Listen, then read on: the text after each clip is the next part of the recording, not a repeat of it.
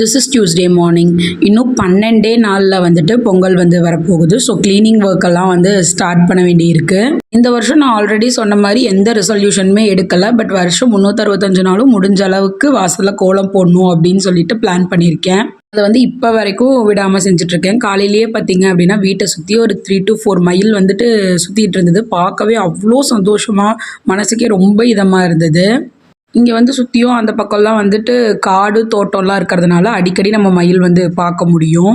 காலையில் அதை பார்த்த கையோட டிஃபனும் செஞ்சு சாப்பிட்டுட்டு அப்படியே கொஞ்சம் கொஞ்சமாக க்ளீனிங் ஒர்க்கும் ஸ்டார்ட் பண்ணிட்டோம். பையனை கொண்டு போய் ஃபஸ்ட்டு ஸ்கூலில் விட்டுட்டு வந்துட்டு தான் ஸ்டார்ட்டே பண்ணோம்.